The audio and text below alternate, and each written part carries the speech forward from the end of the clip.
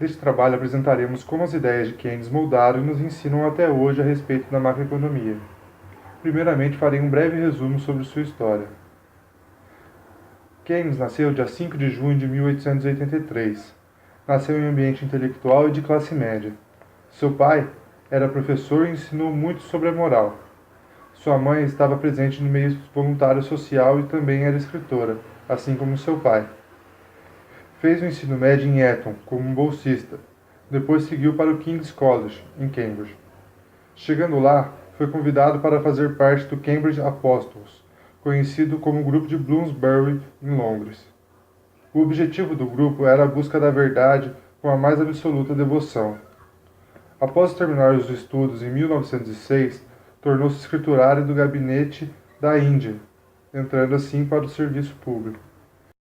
Em 1919, volta para Cambridge para lecionar aula de economia, mesmo não sendo licenciado para ensiná-la. Porém, 2 anos depois, em 1911, torna-se diretor do The Economic Journal e passou a ser membro do seleto clube de economia política. Antes da Primeira Guerra Mundial, Keynes acreditava na teoria quantitativa da moeda, descrita nos clássicos, que tinha como pressuposto que a quantidade de moeda determinava o nível de preços, ou seja, uma mudança no valor do dinheiro não afetaria a procura real de bens e serviços. Como para os clássicos a poupança era importante para que não afetasse a produção, o objetivo deveria ser a estabilidade dos preços ao longo prazo, mantendo assim então as moedas nacionais convertidas em ouro. Essa abordagem serviu para Keynes até 1914. Keynes se torna consultor do mais alto nível do Tesouro. Alguns dizem que influenciou a entrada dos Estados Unidos na guerra. Após isso, ele é promovido e passa a liderar com as questões de finanças externas. Com o fim da guerra em 1919, na Conferência de Paz em Versalhes, Keynes foi o responsável por preparar a posição do Tesouro inglês quanto aos pagamentos de indenização alemã. Keynes imaginava então um esquema de reabilitação para a Europa, contando com parte da remissão da dívida dos aliados com os Estados Unidos, e o crédito europeu seria revisto como garantia de que a Europa compraria as exportações americanas. Os Estados Unidos não aceitam a proposta, assim Keynes resigna da sua posição no Tesouro. Com a sua experiência na guerra, escreveu o livro As Consequências Econômicas da Paz. Na década de 20, Keynes se colocava contra a abordagem de laissez-faire. A Grã-Bretanha, com o alto nível de desemprego dos Estados Unidos, achando que tinha conseguido a estabilidade econômica, fez com que gerasse grande euforia, com investimentos exorbitantes na bolsa e ações que continuavam a crescer. Porém, em outubro de 1929, veio o crash de Wall Street, consequentemente a Depressão Mundial. Os Estados Unidos começaram a cobrar as dívidas feitas pelos europeus, que para piorar deveriam ser pagas em ouro.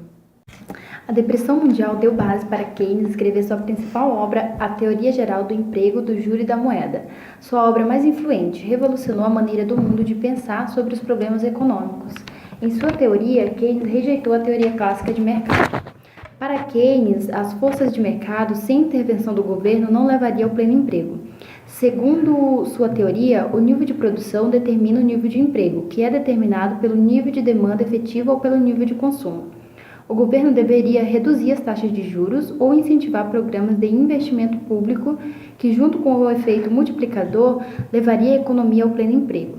A guerra estourou em 1939, acabando com o problema do desemprego e trazendo aumento maciço na produção.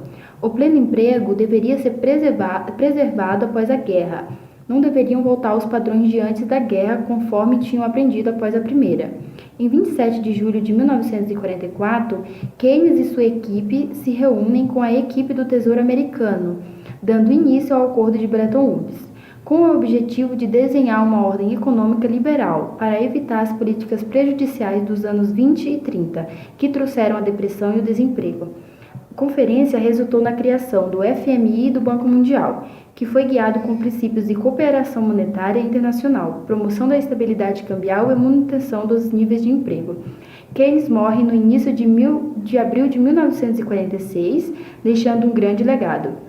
Pelo menos 25 anos após a guerra, o mundo capitalista explodiu como nunca, com baixa taxa do desemprego e alta taxa de crescimento econômico.